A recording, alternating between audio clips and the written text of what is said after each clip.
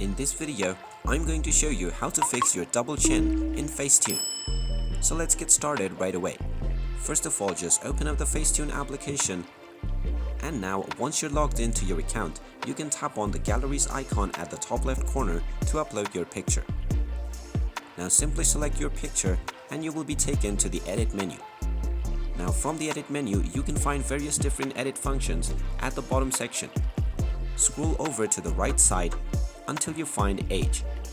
Just tap on the age feature and now you can transform your age to make yourself look younger. This could hopefully remove the double chin that you have on your picture. So simply tap on your desired age and this will use AI to fix your double chin for you. Just go ahead and try out a few other ages, and then once you are satisfied, you can tap on the tick mark at the bottom right corner to save your photo. Then you can simply download your picture from the top right corner, and that is how easy it is. With this method, you can remove your double chin on Facetune. If you find this video helpful, make sure you hit that like button and subscribe to our channel if you haven't done so already. Also ring that notification bell to never miss another update from us.